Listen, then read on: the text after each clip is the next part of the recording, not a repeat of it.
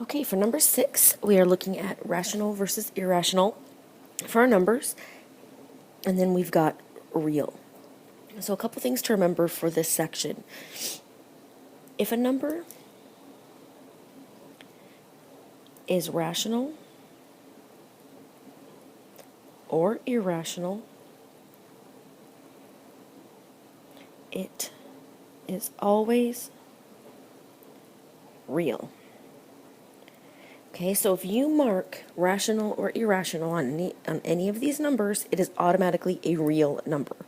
Okay, these are two separate things. It isn't like it's rational, irrational, or real. Okay, real is completely, it's rational and irrational fit under the real blanket. So if you were to make a chart, one of these Venn diagrams, these were real, these were not real.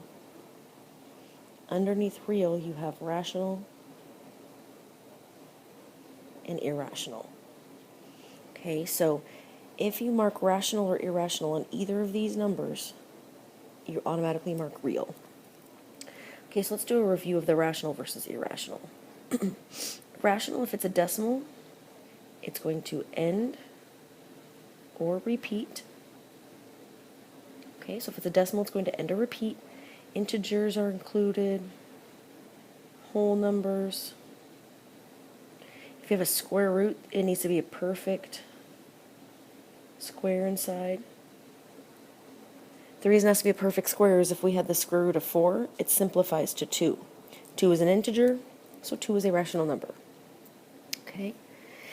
Rational can also be a fraction. Okay. So for irrational, if you have a decimal, it never ends. If you have a square root, it's a non-perfect square. Any non-perfect square getting the square root will create a decimal that never ends. If you have a fraction and the fraction has an irrational number,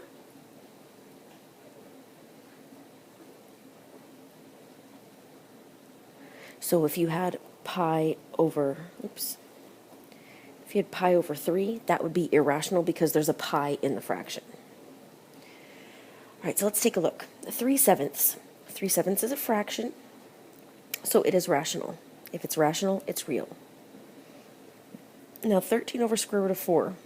Square root of 4 could simplify to 2. That is a fraction, it is rational. If it's rational, it's real. Square root of 20. 20 is not perfect, so it's irrational. If it's irrational, it's real.